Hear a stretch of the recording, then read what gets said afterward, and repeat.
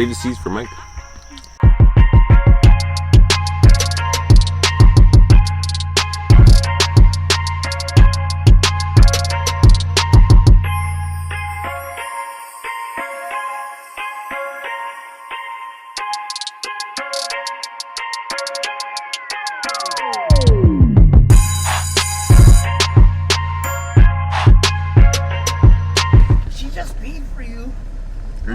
What, really? Yep.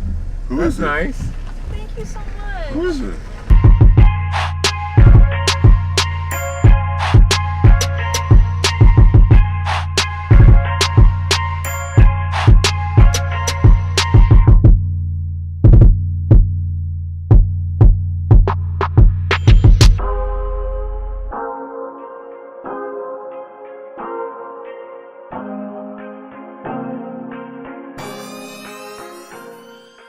So here we got Rain, Adele, and John, and they're from Miami Fruit, and what they do is they specialize in picking fruit and knowing when it's ripe and selling people the best quality fruits. Like, they wouldn't sell anything that they didn't think was 100% delicious. So we just picked up some mangoes from the farmer's market. Most of them came from Mango Mana, right? Yeah, the guy's name's Stu Hart. Stu Hart, and we hear he's the mango man of the island. That's right, yeah. He's a pro. He does basically what we do, according to Michael, just only with mangoes. So he's a mango professional, and so we really trust his opinion. And he had the most varieties, and everything was $3.33. So that was pretty cool. So we got some Keat mangoes. A few of these I got from another vendor, and then we have some Kona Kings. And a few of these varieties I've already kind of forgot the names of, but I do remember that getting the Fairchild mango, which I thought was really cool because Fairchild mangoes grow in South Florida, so it'd be interesting to try the difference. And then also got a few Cary mangoes, which also grow in South Florida, and we ship out a lot of those. And what was this one? We tried a sample. It was really good. It was like Lance. No, this was Zilika or Zil something. Silicate or something. Zilika. I don't know, that's what he said it. It had a cool. But it was really name. good. Yeah, it tasted good. And then this was like Sunset, something like beautiful. So I just thought I'd try that. And, yeah, I mean, as far as mangoes go, a lot of it is intuition based. You know, if you're picking it yourself, you really can't go too wrong. Like, obviously look for bruises or like something that might make you not want to buy it. But I have this thing where I tend to go for ugly fruits because a lot of times, especially with mangoes, if they're ugly on the outside, that could be an indicator that they don't spray fungicides. Because a lot of farmers will spray fungicides, which don't really affect the inside of the fruit. Like, the fungus doesn't affect the inside, but... I could show them this one. Yeah, but so there's a fungus that grows on the outside, and it's called anthracnodes. And the inside of the fruit is completely fine, but a lot of people won't buy fruit that looks like this because it's ugly, and they're so used to like seeing perfection at the store. But I like to buy ugly stuff because I know usually it doesn't sell that well, and it helps the farmer out a little bit, and usually it tastes just as good on the inside. So I don't mind buying ugly fruits. And it actually looks pretty beautiful with Yeah. marks too. Yeah, it's like art. Yeah, and when you pick them out, it's always good to pick out one that's like looks very filled out, like round and you know, bulging, because if it's thick cheeks, Yeah. as John says, and that's an indicator that it was picked, you know, more mature and has a better fruit to seed ratio and all that.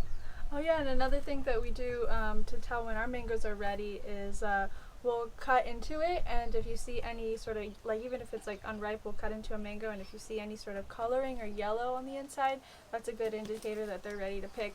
As well as if you cut into it and you can't cut through the seed, then that means that the seed is fully developed.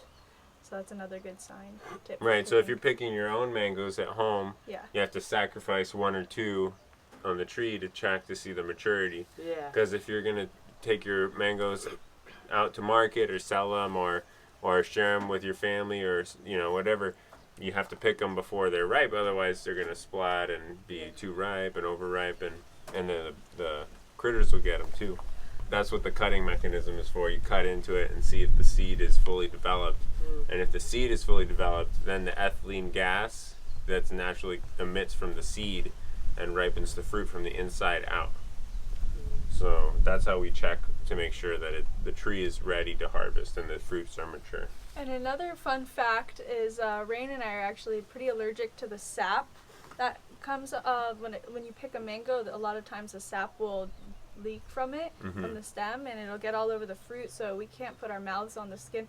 It's actually not very good for us to even touch the outside of the mango, but I still do, and I definitely still eat the inside of mangoes.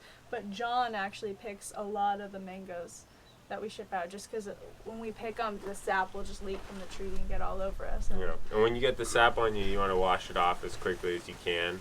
So if you're out picking and you're a little bit allergic, just go and soap up really well and with warm water and wash everything off. Oh, you want to tell them what kind of soap you recommend?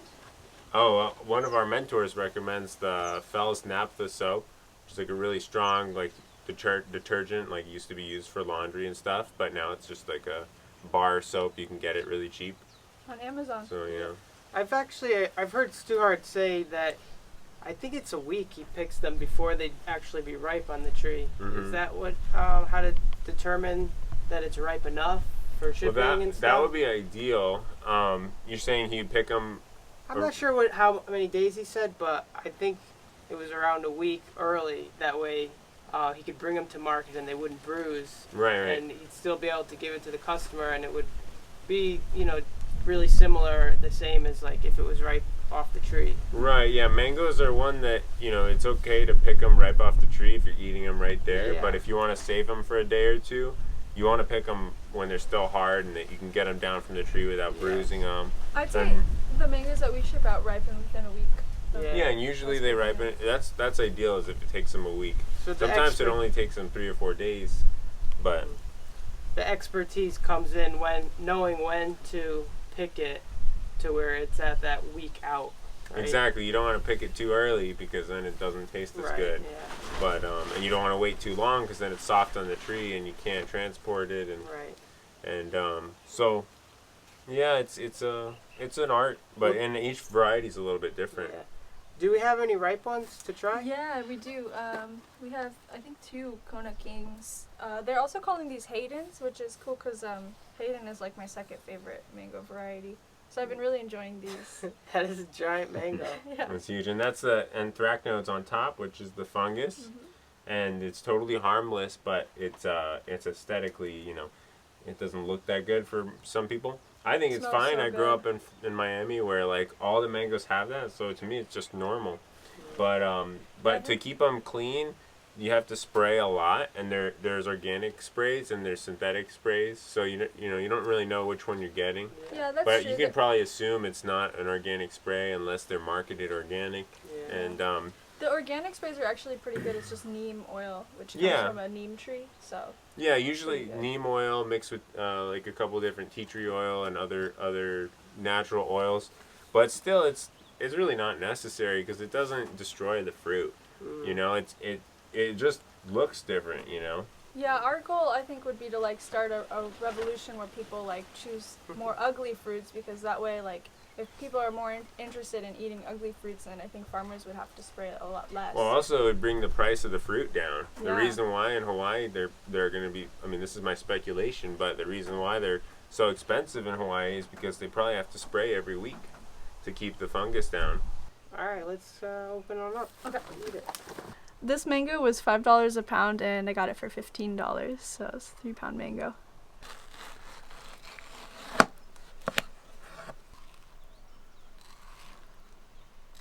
Looks like it might be a little bruised in the middle. I'm gonna go get a spoon. Yeah.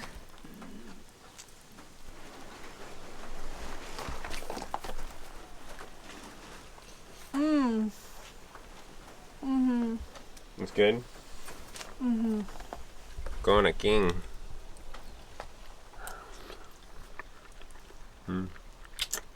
It's good. Tastes like mango.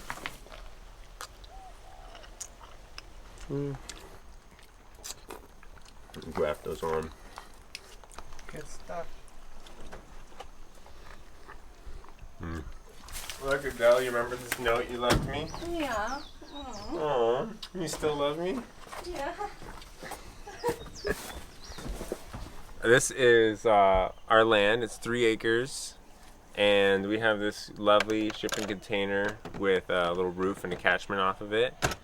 And we just, whenever we can, we try to come out to Hawaii and keep it from getting super crazy, turning into a forest.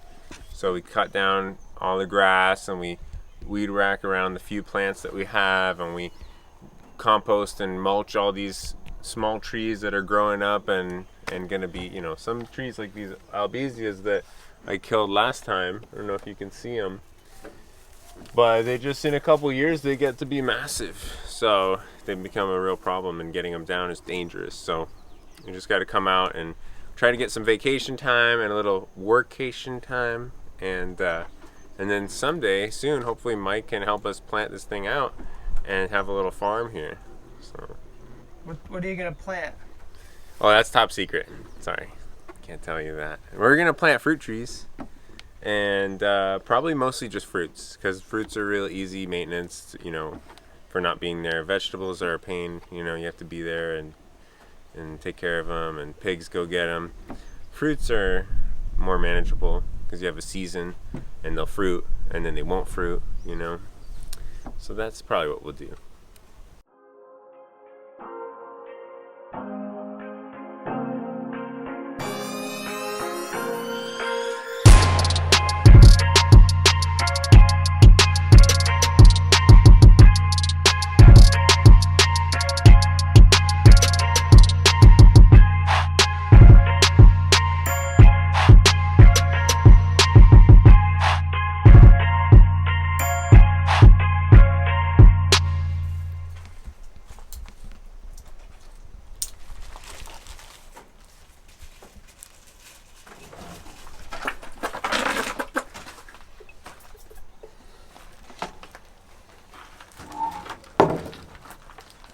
Tiniest of toast.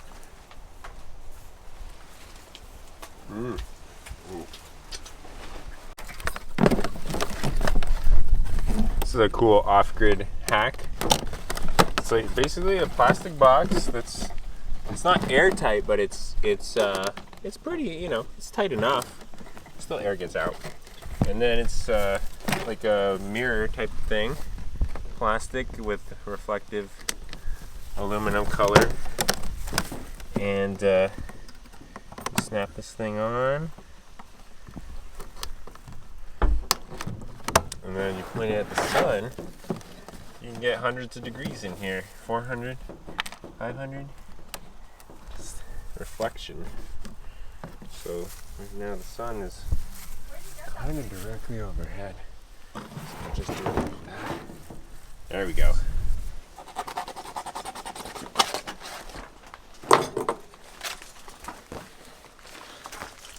There. It's good to go.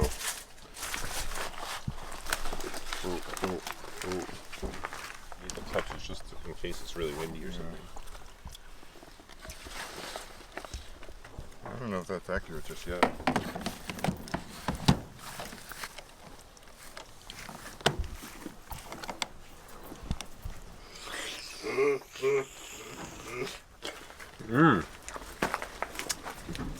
Almost as good as Miami. Almost as good. It's good. It's like a light, like floral flavor.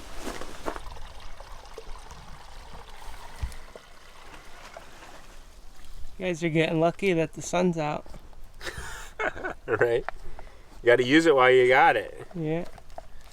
But even when it's not out, like, as long as it's not like full blown, really like bad raining, if it's cloudy or sprinkling, the sun's coming through and it'll heat up the bags and it'll still cook food in there. It just takes longer. Yeah, but that's what I'm saying is, like, that's what happens with soursop. You're like, oh, this is amazing, and then you have like the best soursop in the world, and you're like, oh my god, the soursop I had before was so shitty. I can't believe I like that. And then you're like eating the best soursop, and then you're like, oh, soursop gives me like explosive shits, like fucking shotgun. You know, you get tired of everything. You have enough of it. I think I got all the.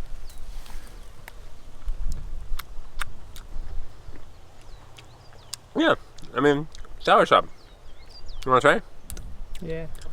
I think the Grenada sour stuff tastes better, honestly. I like how it's warm.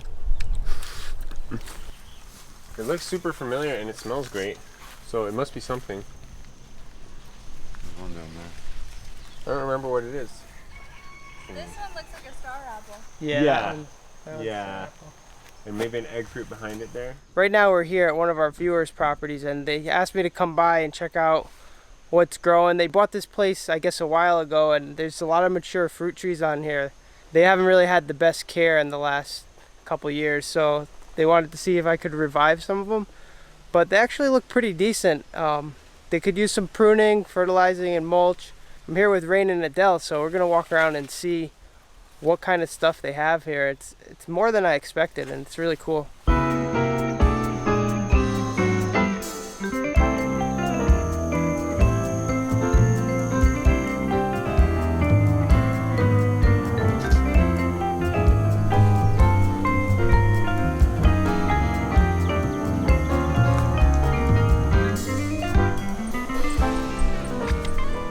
So there's definitely some stuff here that's not in that bad of shape, but some other things like this mamey that's probably not really gonna do much. Might have to cut it down. But this lychee behind me looks pretty good.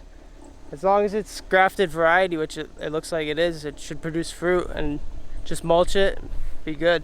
Pretty sweet property. It's hard to tell where the lines are, but it looks like there's a durian in the back, which is cool. And a lot of these trees look like they were planted carefully. So, you know, yeah, definitely worth taking care of some of these and then replanting some that are maybe not doing so well or kind of old and decrepit.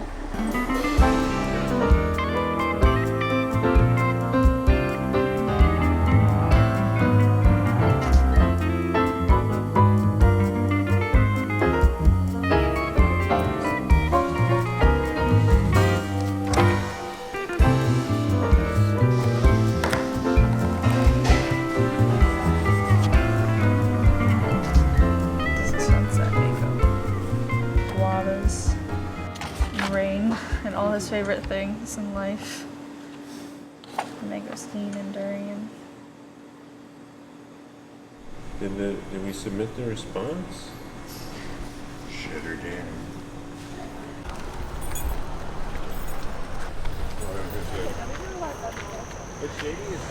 Hello! I just got out of work finally and met up with our friends from Miami Fruit and Michael and John. I think John's from Miami Fruit too. And now we're gonna film a photo shoot of their awesome water bottles at the beach with turtles.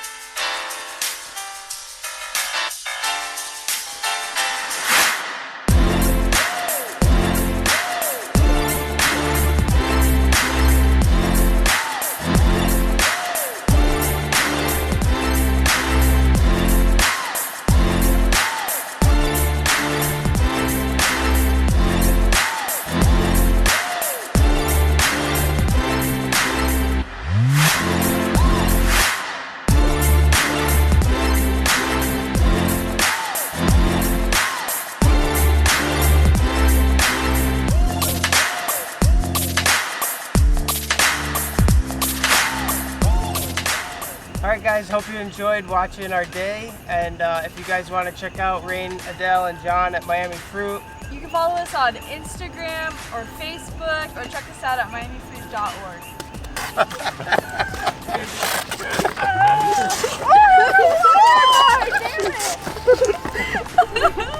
That was really bad. Who did that? I know John's always trying to get people to get Oh, no, don't eat. That was fun. I was hot too.